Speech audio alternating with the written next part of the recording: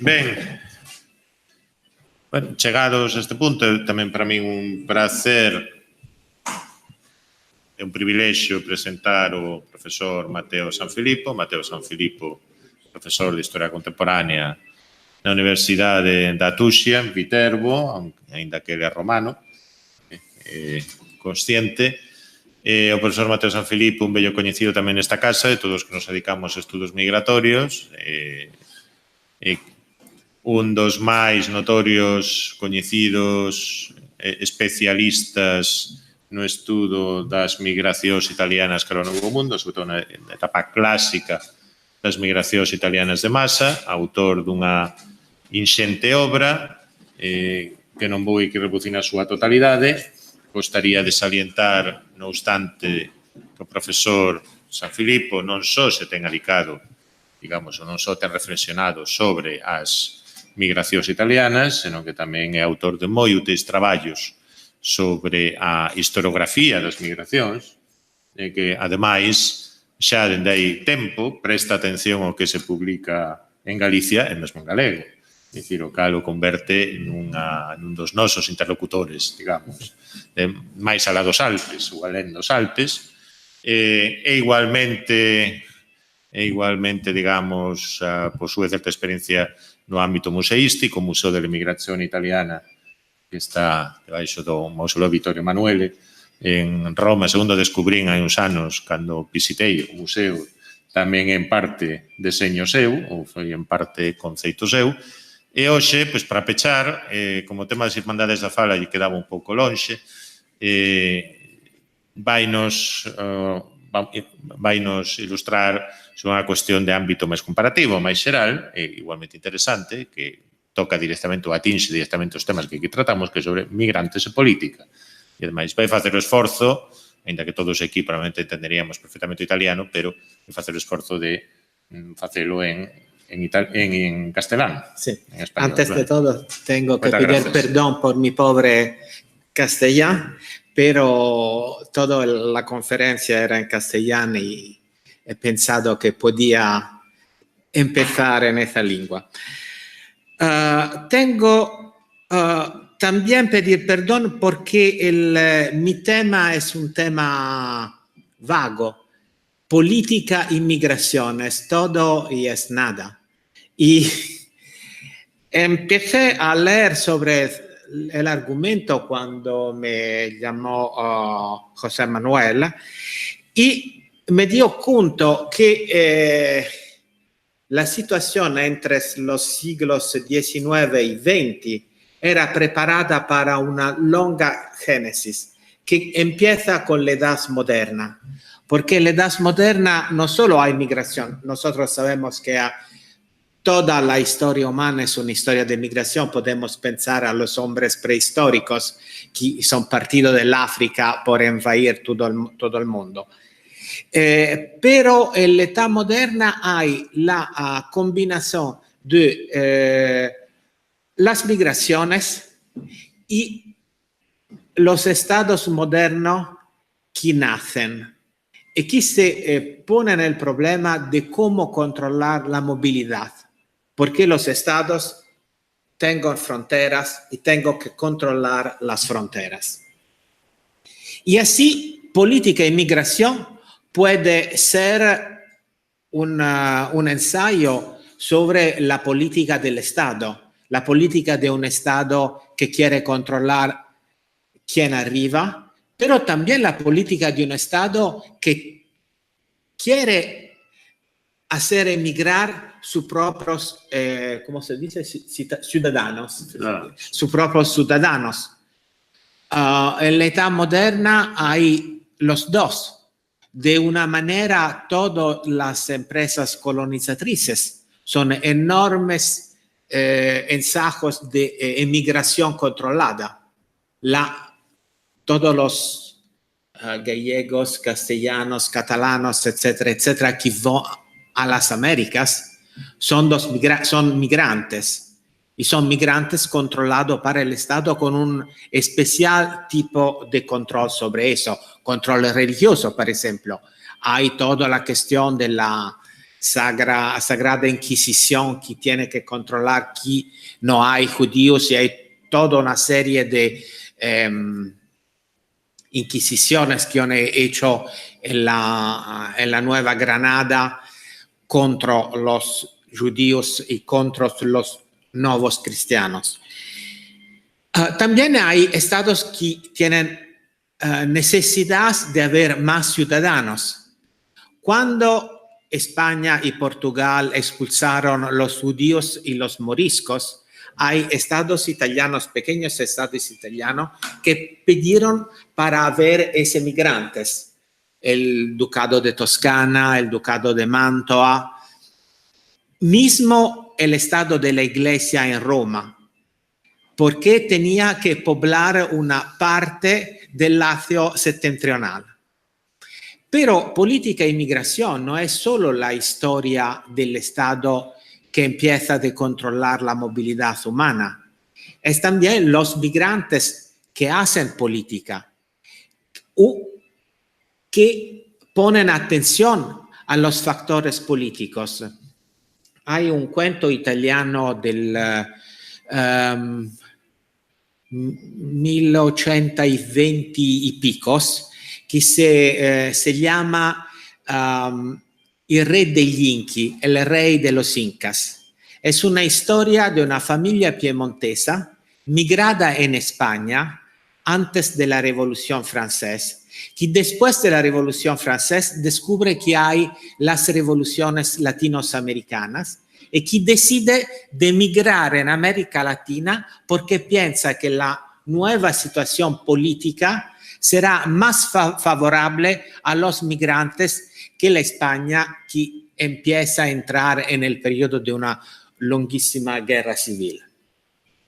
Y así tienes migrantes que piensan a cosa puede significar la situación política en una determinada nación, también en un determinado continente. En ese caso, optan por ir a la América Latina. Hay también la posición de migrantes particulares, como los exiliados. Nosotros pensamos a los antifascistas en Italia, al problema de la España después de 39, pero en la Edad Moderna hay exiliados de toda Europa. Hay exiliados, por ejemplo, después de la revolución, la revolución catalana en el siglo XVII, la revolución portuguesa contra la Casa de Austria de España. Hay el problema político-religioso en Francia, los hugonotes, que son expulsados, que tienen que ir en el exilio. Hay la lucha en los pequeños estados italianos. Cuando los Médicis ganan el control de Florencia en Italia, los miembros de las otras familias importantes son expulsados y hay todo un grupo de florentinos que viven en Francia y que pelean contra los ambasadores de los Médicis. Y hay en ese momento la idea de los italianos que son violentos y que son homicidas. En ese caso, los exiliados quieren hacer política, quieren revenir el loro estado o el loro ciudad y hacen políticas por ese fin.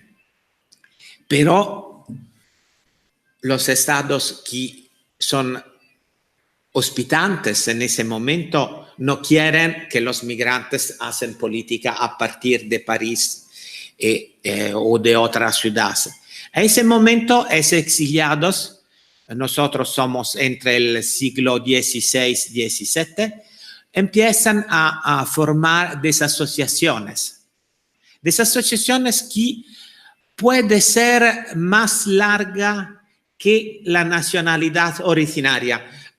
Hoy había muchas intervenciones sobre el problema ser gallegos o ser catalán, o ser castellano, ser españoles, ser argentinos. El mismo problema había en ese tiempo. Por ejemplo, en la Madrid de la fin del siglo XVI había un hospital y iglesia de los italianos. Y ese hospital e iglesia es interesante porque en el siglo XIX un historiador publicó las constituciones del hospital. En las constituciones decían que el hospital era gobernado para un consejo. Y en ese consejo había 6 miembros. Y los miembros tenían que ser un hombre de Génova, uno de Milán, uno de Roma, uno de Florencia, uno de Nápoles y uno de, ¿cómo se dice? ¿Venecia? Venecia, y uno de Venecia. Era realmente el hospital de los italianos porque todos los estados de la península italiana eran representados. Y eran representados también los estados como Milán y Nápoles, que de hecho eran españoles. Los napoletanos y los milaneses eran ciudadanos de la monarquía española. Pero en ese caso querían hacer parte de la misma asociación que era religiosa como fue en la mayoría de los casos en ese tiempo. Y había el mismo, si vosotros visitáis Roma, hay la iglesia de los españoles en la Plaza Navona, que era el mismo al contrario. O sea, tenían problema con los catalanes en esos tiempos y los catalanes preferían ir a una otra capilla en una otra calle de la ciudad. Pero todos los otros españoles eran en la iglesia de Piazza Navona, que de hecho era una iglesia de Santiago, porque era Santiago de los españoles. Y había también otras iglesias de los franceses, de los ingleses, de los irlandeses. Y en la mayoría de las grandes ciudades de la época había iglesias católicas en el mundo católico, protestantes en el mundo protestante, que eran iglesias nacionales y que hospitaban asociaciones de gente de Alemania, de Suiza, asociaciones que eran asociación de trabajo, los zapateros o cosas del tipo, y también asociaciones con una primitiva idea política. Esa primitiva idea política empieza a ¿cómo se dice? ¿Desarrollarse? A desarrollarse en el siglo XVIII. Y a un cierto momento el elemento que focaliza ese desarrollo es la época de la revolución americana, la revolución francesa, la revolución batava y todas las otras. En ese momento hay una serie de fenómenos que son importantes en los siglos siguientes. Por ejemplo, hay la idea de los voluntarios, los italianos y los otros que viajan y son en la capital de Francia porque piensan que la nueva historia se está haciendo en esa ciudad. Otro elemento es que la Revolución Francesa deviene una revolución que va a ser una invasora de los otros países. En ese momento nace el nacionalismo moderno. Nosotros sabemos que antes, en el medioevo, en la Edad Moderna, había una idea de nación, que pero no coincidía con nuestra idea de nación. Por ejemplo, en el medioevo, en Roma, se consideraría una nación porque había un rey de Aragona, como los castellanos y otros grupos. Pero había también grupos más pequeños que no correspondían a una entidad estatal, que pero se considerarían una nación.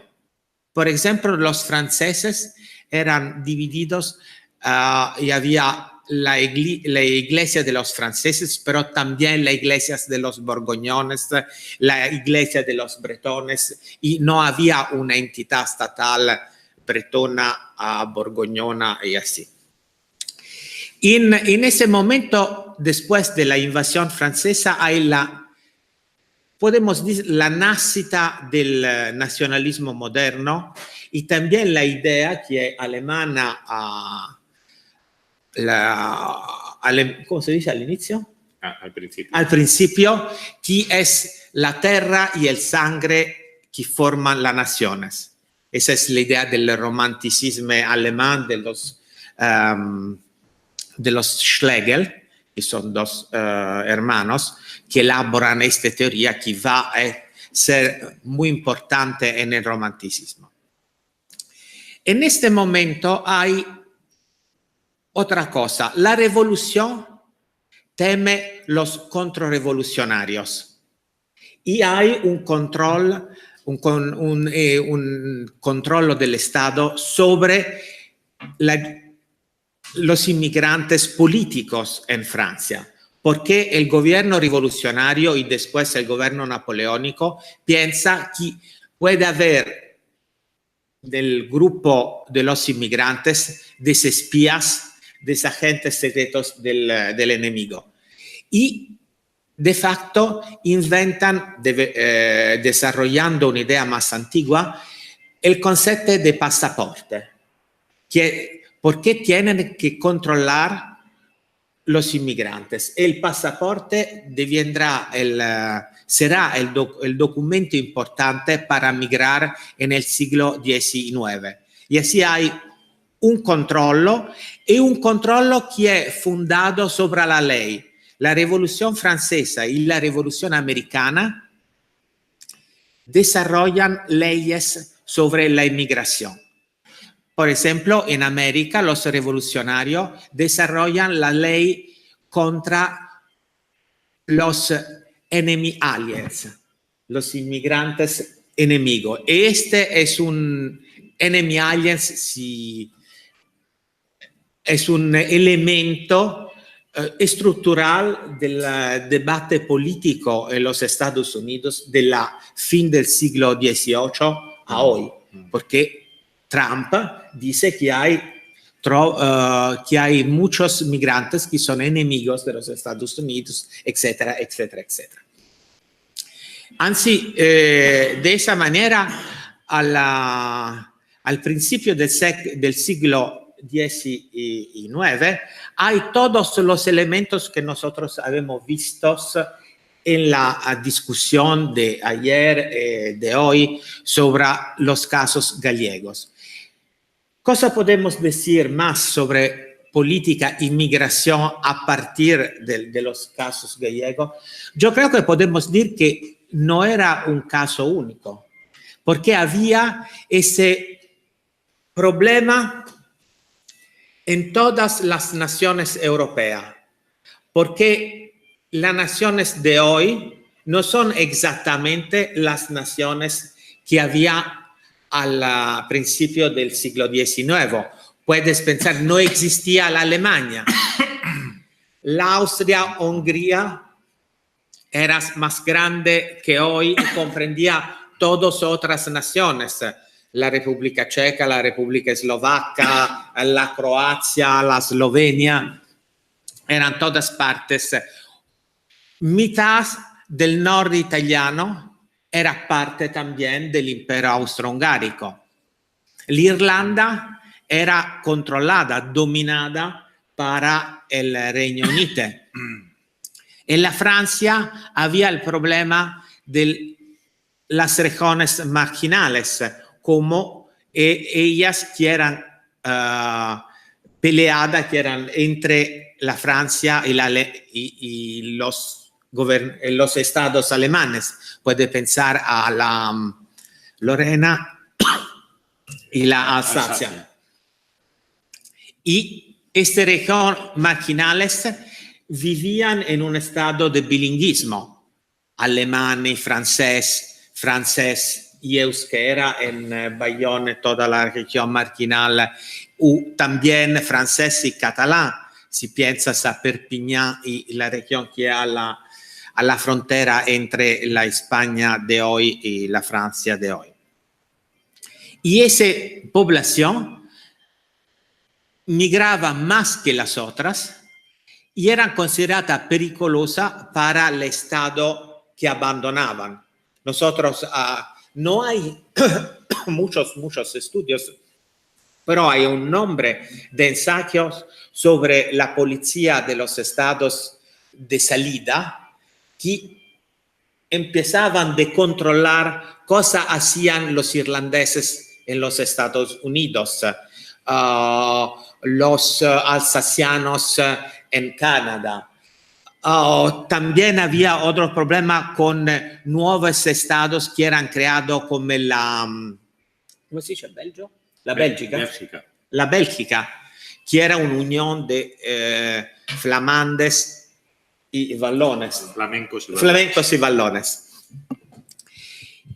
Y en algunos casos, esos grupos marginales elaboraban una teoría nacional.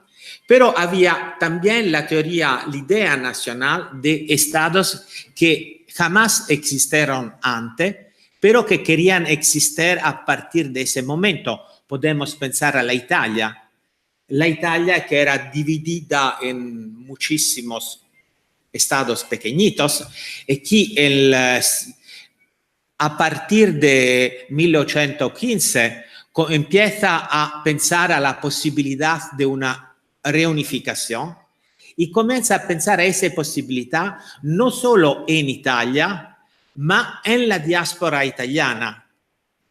Vosotros conocéis la historia de Garibaldi, etcétera, etcétera. Pero Garibaldi fue un migrante que participó a muchísimas luchas.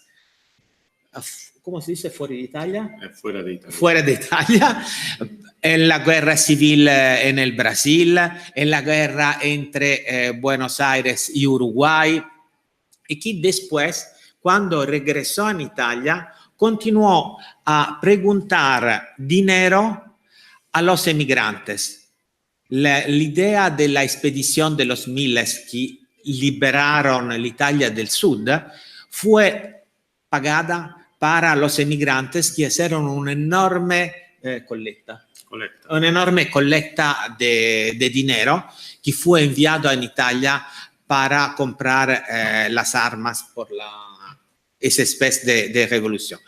Y hay todo una relación entre los italianos que pelean en Italia, los emigrantes. Hay emigrantes que son emigrantes, un certain nombre de años, y luchadores políticos en otro. El mismo Garibaldi alternaba emigración económica y lucha política y militar en Italia, pero hay toda una serie de historias con esa especie de modelo, una historia que podía tocar a numerosos países. En 1821, muchos italianos vienen en España para luchar del lado de los, ¿cómo se dice? Constitucionales. Sí. De los constitucionales. La cosa interesante es que después de la fin de esa lucha, los italianos fueron expulsados, pero no verso Europa, fueron expulsados verso América. Y una parte de ellos iban en México a pelear contra la España por ¿cómo se dice? El engrandimiento del imperio mexicano. La expansión del imperio mexicano y ¿cómo se dice? Empezaba a atacar las restantes colonias españolas. Los mismos más tarde combatieron en la París de 1880 y 30 y después en la Italia en 1848. Y en ese momento cruzaron otros revolucionarios en toda Europa, hongueses, alemanes, irlandeses. Y si penséis a la fundación de la primera internacional, que no era una internacional socialista en senso estricto, porque había, por ejemplo, Mazzini, que era un otro revolucionario nacionalista italiano, había anárquicos, había socialistas, había laboristas ingleses, había radicales franceses, pero era la idea que en ese mundo tenía que existir una organización por todos los opresos. En el mismo tiempo hay la creación de una internacional reaccionaria. Hay peleador por los carlistas en España, por el Papa y los Borbones en Italia, por los gobernamentos austríacos contra los prusianos y los italianos también. Y había esa doble posibilidad de internacional que de una manera puede anticipar, si piensas a la internacional nazifascista en el XX siglo o a la internacional comunista en el siglo XX. Y también hay una otra cosa, esa internacional acepta la idea de una lucha violenta y hay al mismo tiempo la idea del terrorismo. Y en ese momento las leyes francesas, estadounidenses contra los inmigrantes, que son peligrosos, se focaliza en torno a la idea de la lucha contra los terroristas. Nosotros sabemos los ejemplos gallegos e irlandeses, pero los irlandeses en el siglo XIX eran identificados como terroristas, porque de hecho eran también terroristas. Hay toda una serie de, ¿cómo se dice? Atentados. De atentados en Londres, en los Estados Unidos, en Canadá, en Australia, en todos los países que tenían inmigrantes irlandeses. Y el mismo era válido por los italianos, que eran identificados como terroristas. El italiano que atenta a la vida del emperador francés Napoleón III y todos los otros italianos que son autores de atentados contra reyes, reinas, presidentes en Francia, en Suiza, en Austria, en Estados Unidos, etcétera, etcétera, etcétera. Y en ese momento hay los dos. Y cuando arribamos a la Primera Guerra Mundial, hay una especie de calderón lleno de peligrosos inmigrantes, que pueden ser terroristas, nacionalistas, reaccionarios y revolucionarios. En toda manera, los inmigrantes son peligrosos. Y si piensan, después de la Primera Guerra Mundial, hay toda una legislación en muchísimos países contra los inmigrantes, que puede ser una basada sobre leyes políticas, pero también sobre leyes lingüísticas. En Brasil, el obligo de hablar en familia el portugués, que va a prohibir a los italianos, los gallegos, etcétera, etcétera, de hablar la loro lengua en familia. En el mismo tiempo hay leyes que controlan el nombre de inmigrantes que pueden ser aceptados. Los Estados Unidos comienzan en 19, pero hay toda una legislación anti-emigrantes. La cosa interesante es que en el mismo tiempo los mismos estados querían dirigir la movilidad. Hay toda una serie de iniciativas para poblar una parte del Brasil, una parte de la Argentina. Hay también el caso del Estado italiano. El Estado italiano, en teoría, que es fascista a partir de 22, en teoría es contra la migración. Pero el Estado italiano tiene numerosas necesidades demográficas en Italia, quieren engrandir Roma. Y Roma arriba a ese momento a tener 1 millón de habitantes. Antes había 200.000 habitantes. La sola manera era de haber una inmigración furibunda en la ciudad. En el mismo tiempo, el Estado fascista quería poblar Milán, porque Milán estaba diventando el centro industrial de la península.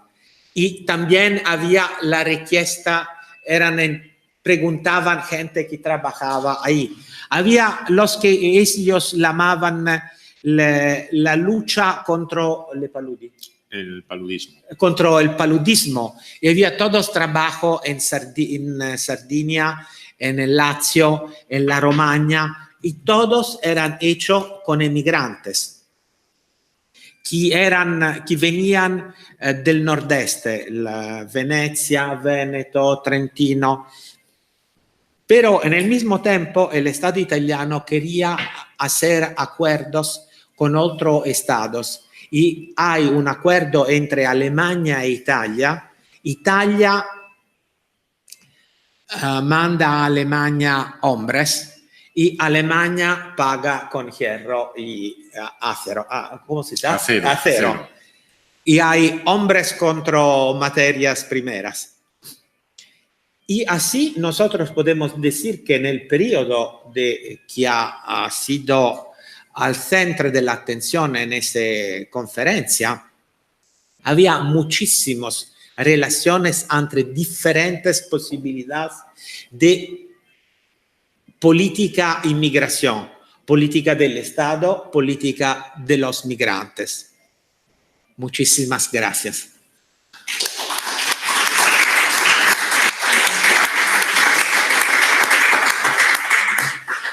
Ben, moitas grazas, profesor Sanfilippo. E agora sí que temos tempo razoável para debater todos os relatorios de hoxe. Non sei se hai preguntas, se hai dúbidas. Tamén se pode estar en desacordo cos relatores, máis ou menos. ¿Cómo podemos hacer? Porque hay todos los otros relatores. Eu creo, igual se pode pasar un micrófono. Sí, temos un micrófono aí. Igual é máis fácil. Non, porque somos, que temos tamén os da mañá, entón diría que quen queira falar.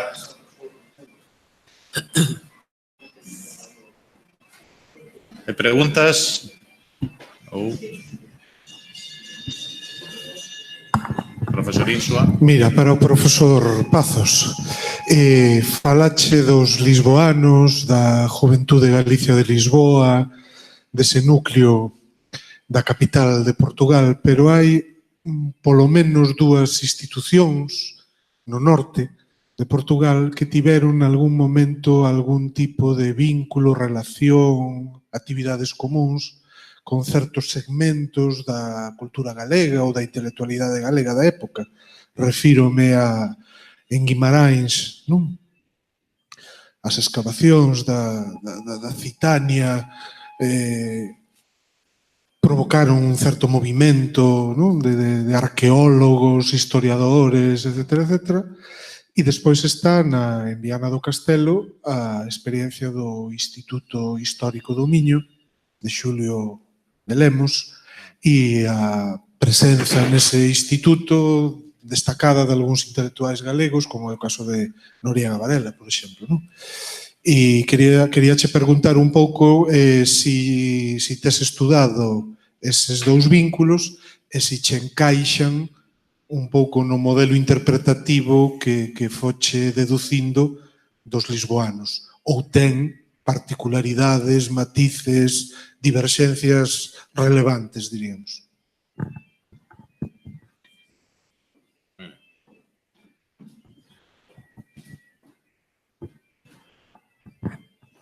Bon, boa tarde. Obrigado pola pregunta. Non, a verdade é que respondendo directamente á questão non abordei nas miñas pesquisas, mas sí, de alguna forma, está presente na parte final da miña exposición desta mañá. E é que esas lóxicas de relacionamento que comentas de alguna forma son diferentes das lógicas de relacionamento que teñen a ver co proceso migratorio a Lisboa dos galegos. Non sei se lembran, esta mañá falei da Semana da Cultura Galega no Porto no ano 1935, non é? Que é unha grande encenazón con moita repercusión mediática das capacidades ou dos vínculos que se establecían entre os galeguistas e non só e algunha institución ou axentes da cultura portuguesa.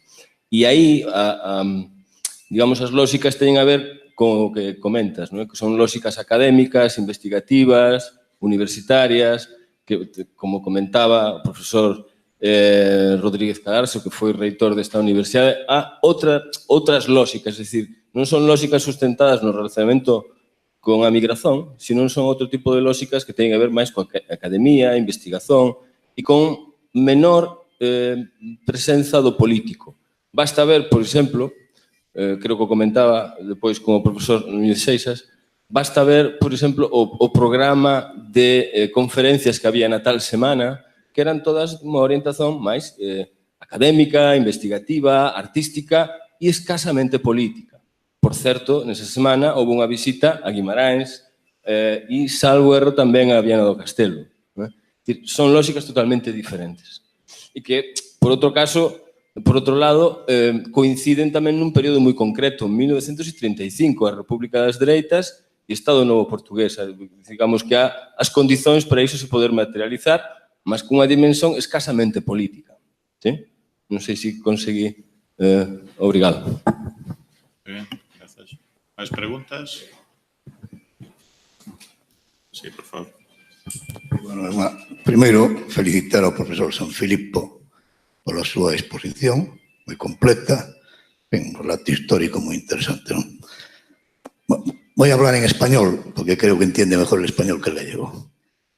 La pregunta es muy concreta, bueno, son dos realmente. La legislación actual italiana, o sea, las leyes actuales de Italia, ¿cómo contemplan el tema de los emigrantes? ¿Es permisiva? ¿Se intuye o se presume, se supone que en el futuro tendrá alguna rectificación en sentido más bien excluyente? Esa es una pregunta. Y la segunda pregunta es sobre los terroristas italianos, que usted citó abundantemente, etcétera, etcétera. ¿Se puede atribuir algún origen a ese grupo, vamos, a esa mentalidad terrorista? Es decir, el movimiento, el papel de la masonería. Okay. ¿Hasta qué punto se puede considerar la masonería en general como, digamos, inductora de ese tipo de cosas? Y al profesor Monteagudo le tengo una pregunta puntual, muy concreta. Una referencia que hizo a la representación que se hizo en los años 40 en la Argentina con el tema de los idiomas, ¿no? Me gustaría, si es posible, si conoce algún caso concreto, que lo explicara, que lo explayara un poquito más, porque para mí es una noticia absolutamente nueva, entonces me gustaría tener alguna información. Gracias. Ahora, sí.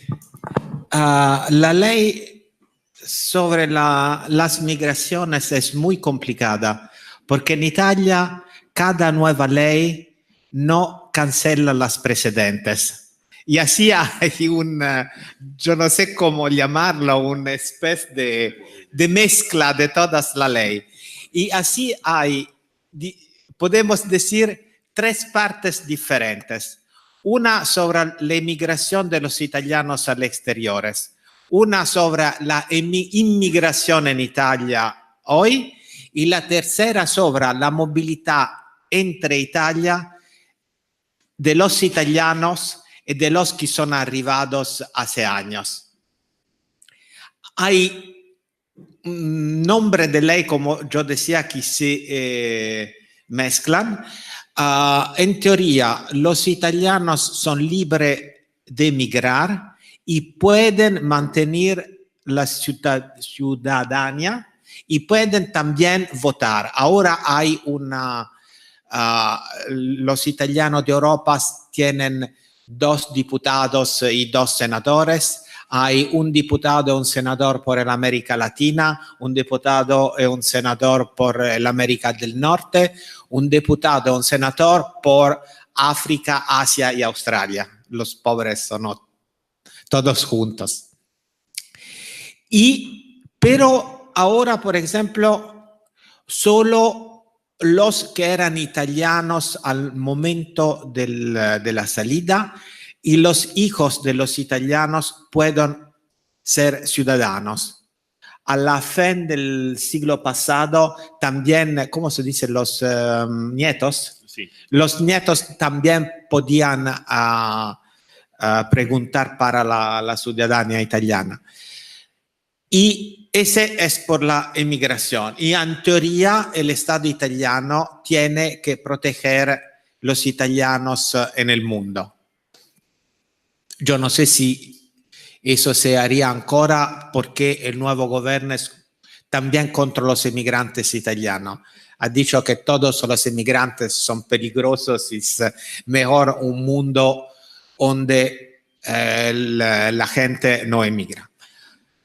Los inmigrantes en Italia, había un reglamento que era apellido el decreto Minniti, hecho para el gobierno de centro izquierda, y ahora hay un decreto Salvini, que tiene ancora que pasar el control de la Corte Constitucional. Los dos son semblables, son similares. Y la idea es que Italia no quiere aceptar migrantes a ese momento, migrantes de trabajo, migrantes económicos, y Italia puede hospitar un nombre de refugiados. Y los otros tienen que ser expulsos después de un periodo de detención y de control. Por la movilidad interna, que era prohibida en Italia, yo creo que en 1961 fue abrogada la ley que prohibía la movilidad interna sin controllo previo del gobierno. Y ahora han mantenido la libertad. Si tú eres un ciudadano italiano o un extranjero, como se dice en Italia, aceptado, tú puedes mutar de ciudad o de región sin problema. Más o menos esa es la situación en ese momento. Por la masonería, yo he la impresión que es un fenómeno que está desapareciendo, porque era un fenómeno que era legado a un otro mundo. Y en ese mundo populista que están naciendo ahora, no hay espacio por los masones. También porque los nuevos populistas son, como se dice, paranoicos y no quieren cosas que puedan ser ¿cómo se dice? Maquinaciones. De maquinaciones secretas. Él se refería a los masones en el siglo XIX. En el siglo, perdón, era todo en en el siglo XIX y también en el XX los masones son emigrados como los otros en el siglo XIX porque eran nacionalistas. Y hay masones famosísimos que son a París, a Londres, a Bruselas y en todos los países europeos. Y en el siglo XX, porque el fascismo, que fue fundado para un grupo de masones, pero que después no quería ser controlado por los masones, elaboró una ley contra los masones y la masonería tenía que emigrar y había... ¿cómo se llaman? Logias masónicas en París, en Bruselas, etc., que eran logias de emigrados. Lo que restaban en Italia no podían practicar la masonería abiertamente. Sí.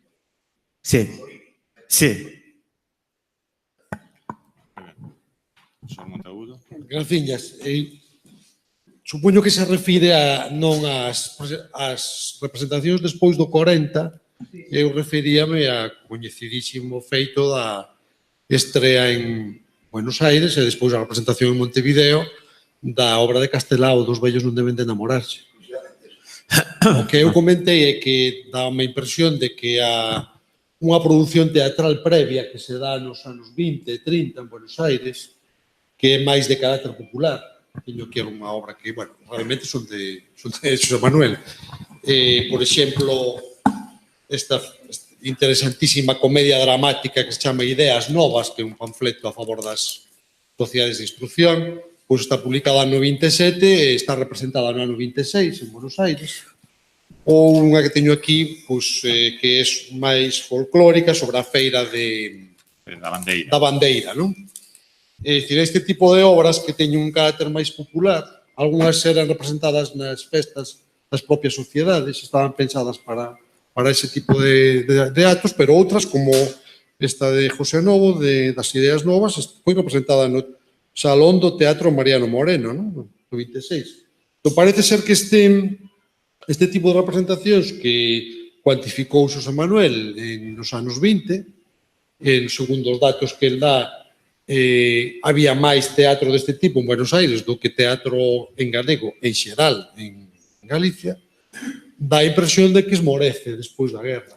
Bueno, ele apuntou o tema do cine, pero... Foi un cálculo, se se cree, probabilidades, é dicir, tendo en conta o número de galegos que moraban en Bos Aires e a cantidade de representacións en galego que se lles ofrecían, pois xa non recordo, un habitante, un galego de Bos Aires tiña 4 veces máis posibilidades de asistir a representacións teatrais en galego do que un habitante de Galicia, da propia Galicia, ou polo menos das zonas urbanas, pero tamén de algunhas rurais. Porque, claro, isto é un tema...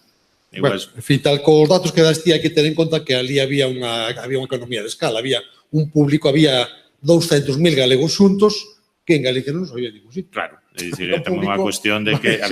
máis grande. Pero, bueno, aí había todo un mercado étnico para este tipo de produtos. Por exemplo, un autor do que ata agora non conseguimos ninguna obra, José Seijo. José Seijo era un produtor en masa de literatura en xebre, que un pouco está nos precedentes, é dicir, sen el non se entenden, por exemplo, fenómenos como o de Tacholas. O de Fernando Iglesias Tacholas, o famoso actor que empezou tamén facendo teatro neste tipo de representacións, logo pasou outros xéneros. O que creo que pasa nos anos 40, en boa parte, é que digamos, o público, a demanda para este tipo de entretemento simplemente entra en debalo porque está o cinema aí. Entón, o cinema entra con moita forza. Pero tamén é verdade que non habería que continuar este traballo nos anos 40 e 50. No, a mí non me convence o argumento do cinema porque a ocasión para ver unha obra de teatro non é unha ocasión para ver unha película. É dicir, isto representase nun contexto en que non é un momento de poñer unha película. Se ti nunha reunión, nunha festa da sociedade, pas unha representación sobre a Feira da Bandeira, eso non é o mesmo que poñer unha película. O sea, sí, pero bueno, isto sí e non. Ou se faz unha cousa propagandizando as sociedades de instrucción, eso non nos substitúe o cinema. O sea, eu creo que eso... Bueno, habería que verlo, non? En todo caso... Bueno, o que pasa é que ese mundo de referencias tamén desaparece despois da guerra. O mundo da sociedade de instrucción, o mantemento de escolas, etc. Claro, todo isto... Bueno, hai unha mutación clarísima no... Despois do 36 ou do 40 hai unha mutación clarísima do clima cultural.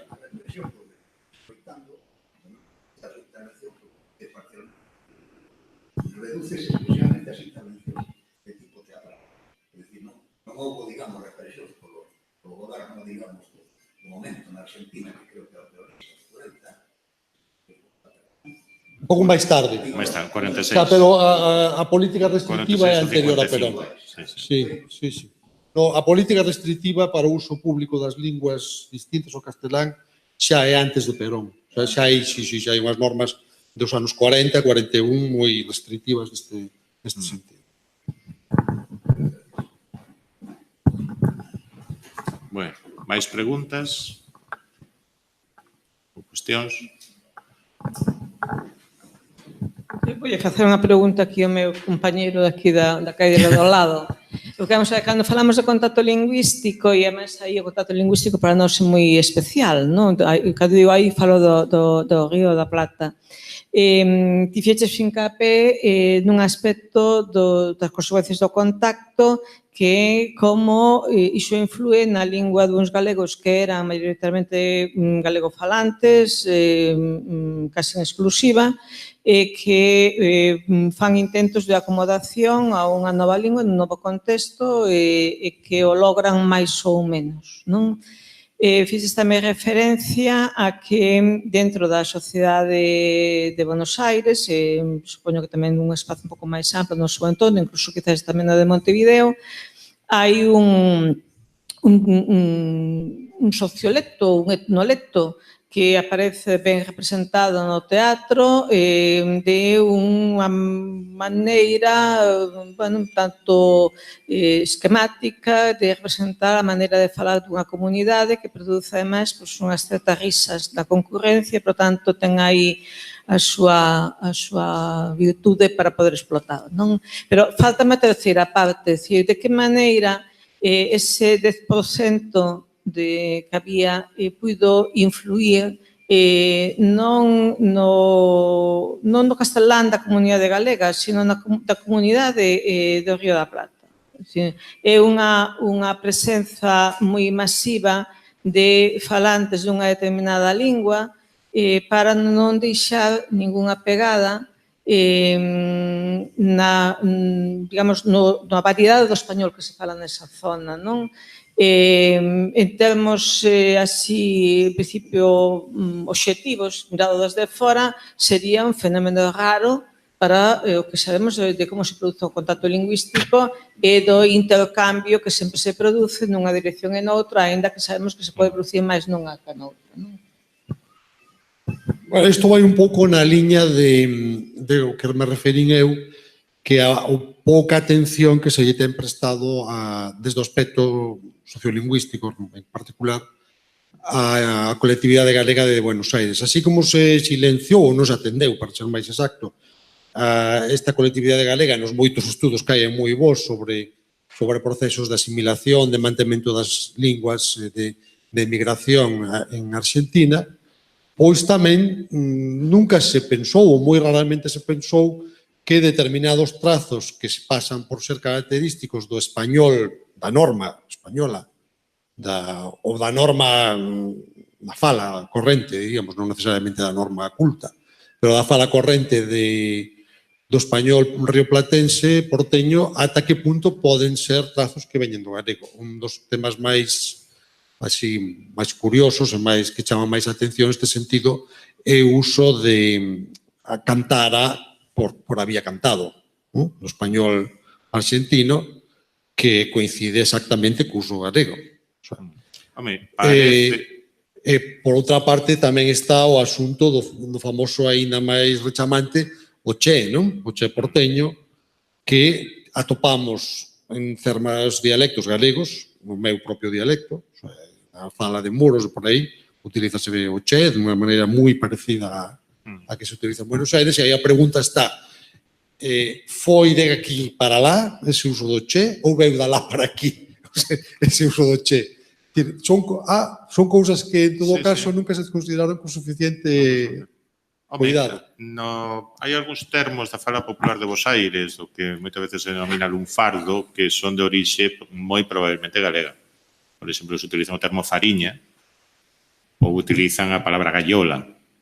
Hai un número de expresións, non recordo agora, minoritario, parece ser que a maior parte dos barbarismos do lunfardo veñen do italiano, sobre todo do italiano dialectal, algúns do yiddish, da lingua dos xudeus centroeuropeus, e algún, al final, tamén do galego. Eu creo que isto tamén ten a ver co feito de que a cronoloxía tamén xoga un papel.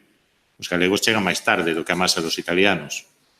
A maior parte dos galegos chegan no primeiro terzo do século XX, cando os italianos levan asentados dúas xeracións, primeiro os xenoveses e do Véneto, despois os italianos do sur, cando xa estaban chegando os sirio-libaneses, estaban chegando inmigrantes da Europa centro-oriental. Entón, digamos, boa parte do sermolo da fala popular riopratense xa se conformara cando chegan os galegos, pero se todos se quedes unha pegada. De todas maneiras, habería que, efectivamente, investigar.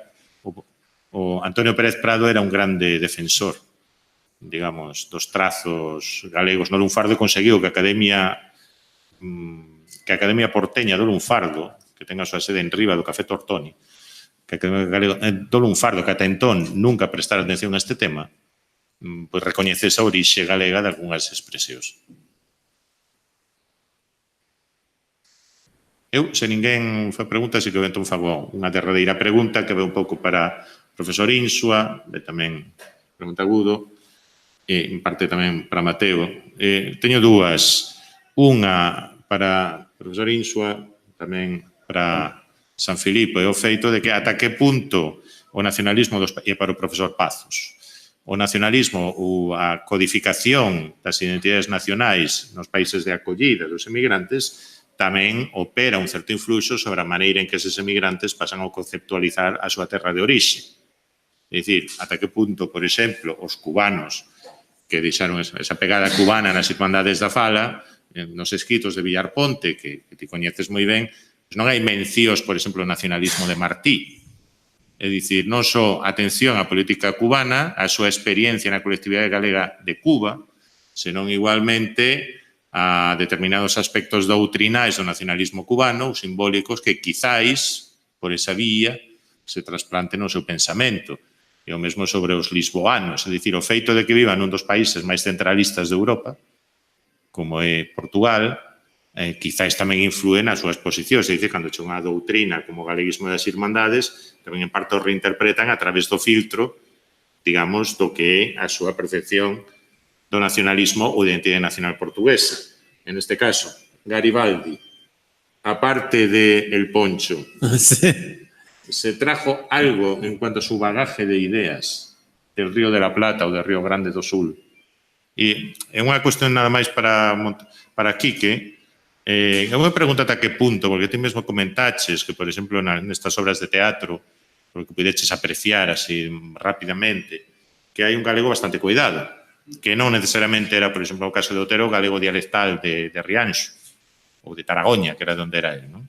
É dicir, que aí, ata que punto non, quizáis non hai unha idea un pouco intuitiva, pero emerxente de galego común, que ata certo punto fose supradialectal. Eu neste senso sempre me acordo das reflexións dun escritor vasco-argentino, Francisco Gran Montañe, director de la Vasconia, que observou que o vasco que falaban entre eles, o euskera que falaban entre eles, os leiteiros de Bos Aires, que en boa medida eran vascos e vascofalantes, non era exactamente o vasco dialectal das súas zonas de orixe, senón ali había suletinos, había labordanos, había vizcaínos, había guipuscoanos, que de algún xeito, sen que existise previamente unha normativización formal, eles chegaran a unha sorte de coinea a través do empréstimo mutuo.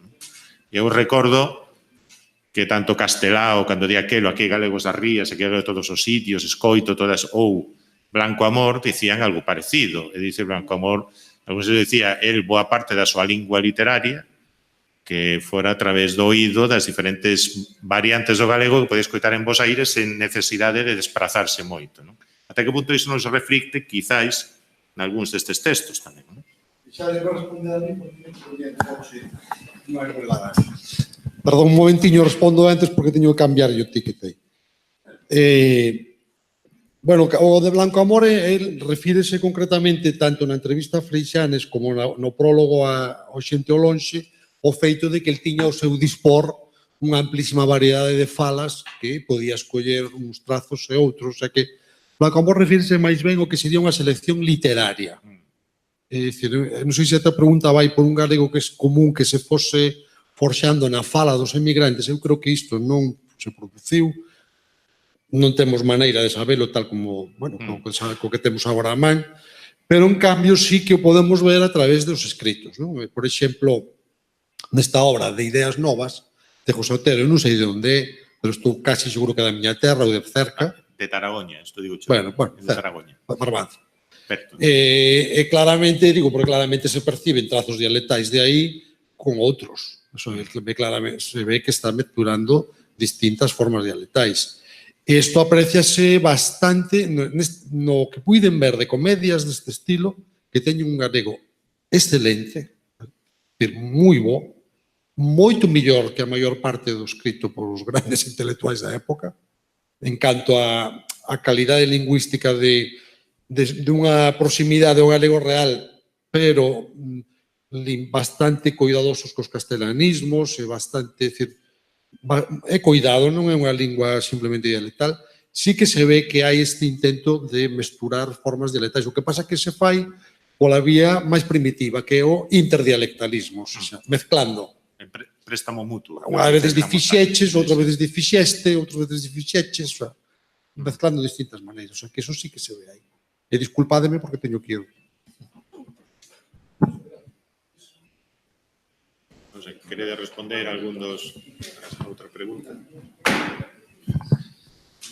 A bote pronto ocurreseme citarche 2-3 artigos de Antón onde fai unha reivindicación do nacionalismo, do independentismo, do soberanismo cubano, de Martí, de Maceo, etc. Pero faino habilmente, claro, porque facelo de xeito aberto, de xeito descarado, sería colocarse, diríamos, demasiado exposto, non, a réplica, pois, non sei, paralelamente a como pode pasarnos a nos hoxe se te expós agora a defender públicamente que ti queres que Cataluña sexa independente ou que Cataluña vote en referéndum, non? Entón, para non pagar ese custo que podía ter facer unha defensa demasiado explícita pois do dereito do pobo cubano a loitar pola independencia para separarse de España no ano 98, non?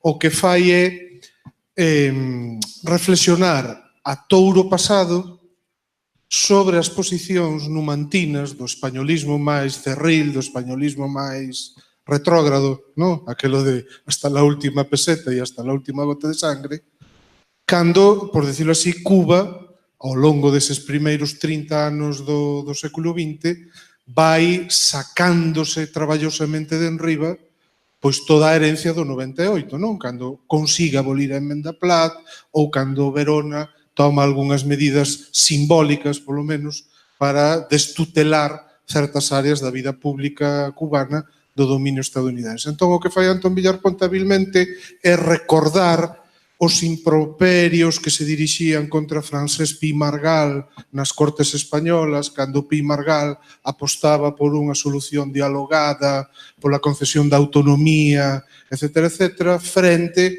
á bancada, diríamos, hexemónica da restauración borbónica española, que era que non, que Cuba era España e punto, e era España e non había outra solución, non? Entón, si hai eses textos onde poderíamos abesullar, aínda que tendo en conta esta, vamos a decir, prevención ou precaución dos líderes do nacionalismo galego, de aplauso, comprensión, simpatía pola causa, diríamos, de Cuba como pobo. Porque ao final todo remete, non, nun plano así máis xeral, ideolóxico xeral, ao principio da libre determinación.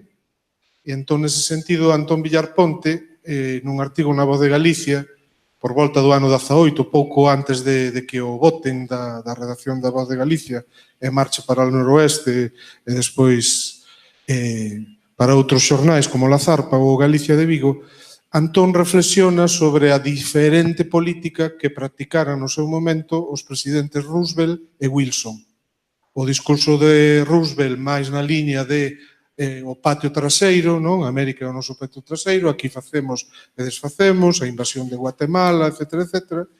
E di Antón, e Wilson, durante o conflito, durante a Gran Guerra, dixo cousas que son moi correctas, non? O principio, os 14 puntos, cada pobo debe decidir, etc., etc., etc. Pero despois, di Antón, traicionou eses puntos. De maneira que, ao final, Antón acaba facendo unha crítica, diríamos, das sucesivas administracións norteamericanas, tanto das máis imperialistas, abertamente imperialistas, como sería o caso de Roosevelt, como das aparentemente menos imperialistas porque parten do principio do recoñecimento do dereito dos povos a decidir o seu destino, pero despois na práctica, por razóns xeoestratégicas, por razóns de hexemonía, por razóns económicas, practican igual o imperialismo, que é o caso, diríamos, da historia do continente suramericano, pois durante todo o século XX, boa parte do que levamos de 21, como estamos vendo últimamente, non? Con Donald Trump.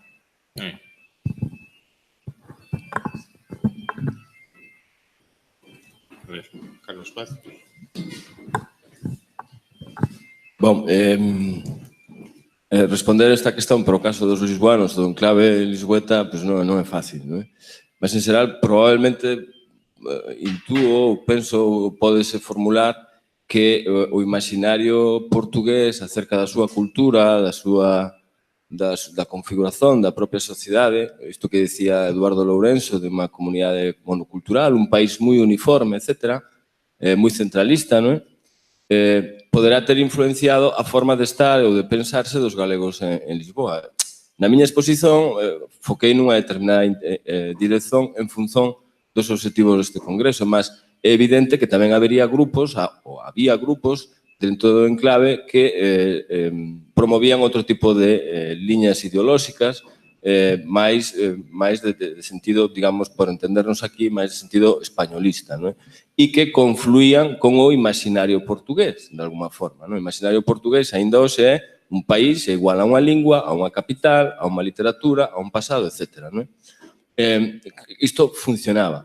Mas funcionaba, sobre todo, no caso concreto de a partir de 1910, con a questón da república, non? O republicanismo. Como os lisboanos, nesta dirección que eu apontaba do calculismo, pois estaban moitos deles receosos con o apoio subrepticio que se daba ao Paiva Couceiro no sul da Galiza, é dicir, aquelas forzas contrarrepublicanas que tentaban subverter o novo regime, non é?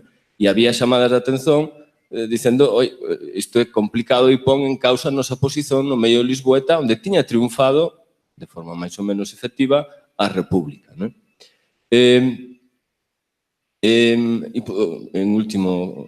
Unha última cuestión, relativamente a isto, dicir, ese imaginario portugués dun país centralista, con unha capital, unha lingua, etc., condiciona, ainda hoxe en día, o ollar portugués para o conxunto do Estado español. Non é? Dicir, un portugués ten un paradigma, digamos en xeral, que promove determinadas visións e determinadas perspectivas e determinadas conclusións. Non é?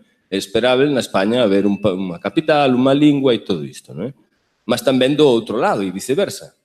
Os cidadáns de comunidades con unha determinada identidade, como pode ser a Galiza, cando chegan a Portugal tamén se crían estes equívocos porque o noso imaginario é o imaginario máis plural, non é monolítico, digamos. E tamén estes equívocos danse nas dúas direccións. Bom, isto era unha nota máis que ten a ver coa actualidade. Obrigado pola questão.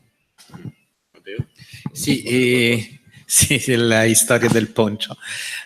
Por dos cosas, el castellano y el portugués. Nosotros tenemos la correspondencia de Garibaldi, son 50 volúmenes, y ellos escribían en castellano y en portugués hasta la fin. Pero ideas Garibaldi no tenía ideas era un guerrillero, era una especie de Che Guevara del siglo XIX, pero tenía la idea que una nación no podía ser libre si los otros no lo eran. Y yo creo que esa capacidad, él escribía también en francés, en inglés, esa capacidad de mantener una correspondencia con toda Europa y las dos Américas, tenían parte en esa imagen. Y su nacionalismo no era un nacionalismo parroquial. Su idea era que todas las naciones tenían que ser libres y todas las naciones tenían que ser iguales. Y era mucho diferente del nacionalismo que fue del fascismo el siglo siguiente. Moi ben, se non hai máis cuestións...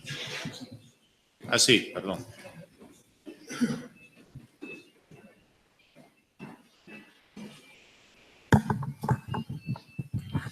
Bueno, eu teño unha pregunta pro profesor Pazos, dende ignoranza sobre o tema tamén, volo digo, entón se vedes que me vou moito do tema, avisadesme. Segundo amosou o profesor Monteagudo, o galego entre 1877 e 1924 é a lingua maioritaria ou prioritaria da poboación na Galiza. Segundo as teses, por exemplo, reintegracionistas que asumen que o galego e o portugués é a mesma lingua, que alén das diferencias que puida haber, sotaque, etc., non sería máis que unha mostra da riqueza, da diversidade dunha lingua internacional e argumentarán que o mesmo acontecería co castelán, de Castela, Andalucía, Argentina, etc. Cando a emigración galega vai a Portugal, entra en contacto co mundo lusófono. Hai testemunhos onde vexamos reflexións sobre o tema desa migración galega, reflexionando sobre a lingua en comparanza co portugués.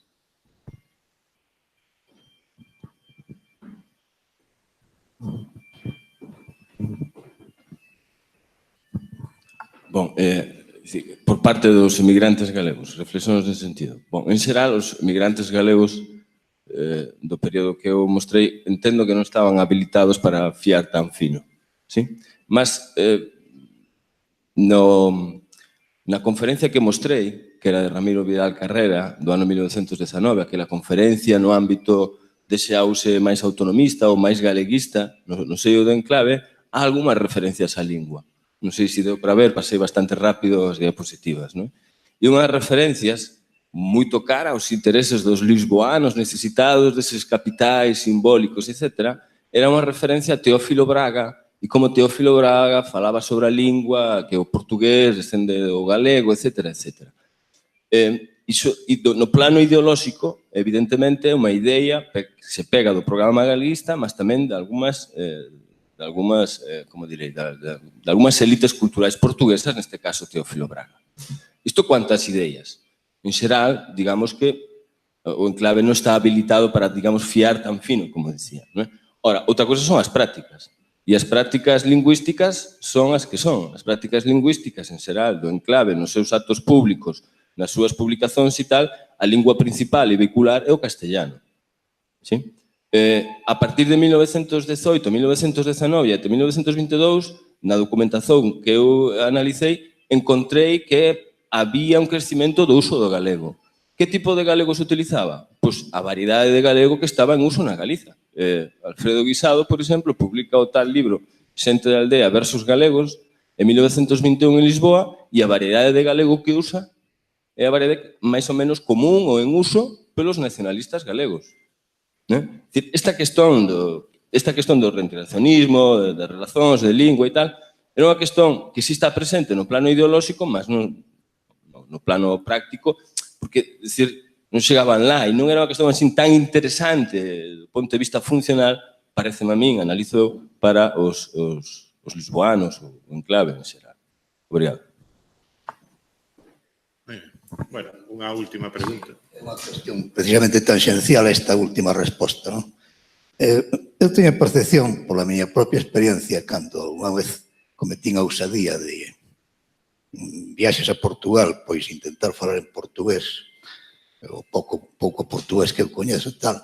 A recepción por dúas veces que tuve foi que meu interlocutor, ou miña interlocutora, pensaba que eu era brasileiro, porque o portugués que eu falaba semellaba máis ao Brasil. Entón, a cuestión é moi concreta. Esa percepción que eu tuve de que, cando se fala en galego, un portugués, pois, fai un xesto non precisamente máis ben conmiserativo, eso mantense. Na túa propia experiencia podes decir algo ao respecto. Moitas gracias. Bom, eu moro lá desde há quase 20 anos, non? Pronto, xa estou medio aculturado, non? Incluso como falo, pode notar algunhas marcas lingüísticas alleias ás falas aquí do norte do Miño. Cando cheguei a Braga, e vou referir un episodio que ten a ver con isto e que está en algún texto que publiquei. Cando cheguei a Braga, tive que procurar un apartamento. Fui procurar un apartamento e atendeu-me unha señora, me lembro agora do nome, e no fin a señora quería despedirse. Eu na altura era alumno da Universidade do Miño e a señora dixeme: o profesor, de onde é? Eu dixo: non sou profesor, o profesor. Quería alugar o apartamento a un profesor e eu dixo: eu sou galego. Eu na altura era moito afirmativo coa miña identidade e dixe con moito orgullo, e incluso buscando unha certa simpatía. No meu imaginario Portugal era algo próximo e tal. E a señora para mí: galego? Non é galego. Señores, o profesor é español. E eu: non, que sou galego. Non, o profesor é español, sentenciou. Eu na altura non entendí. Non entendí porque a señora non estaba disposta a alugarlle un apartamento a un galego. Por qué? Porque a señora estaba a asociar galego con aquilo que tentei mostrar antes. Galego é persoa de baixa condición, etcétera, etcétera. Isto por un lado. E por outro lado está a questón de que o falar galego do norte, o portugués do norte, o galego daqui, como quixeran chamar, está hoxe en día, digamos, moito dialectalizado no ámbito do castellano, está moito poluído, moito misturado, non sei, non quería entrar tanto nesa questão. E ao ouvido dun portugués, miña conclusión é que soa extraño. Há unhas determinadas marcas lingüísticas que o vinculan ao... Eu já fui italiano en Lisboa unha vez, normalmente sou español, nunca brasileiro. Há marcas que rapidamente o portugués sitúa no ámbito do español. Mas iso, do ponto de vista identitario das prácticas culturais, a min parece moito interesante. Estes equívocos, ou o que decía o profesor Villares no seu último libro dos muros simbólicos.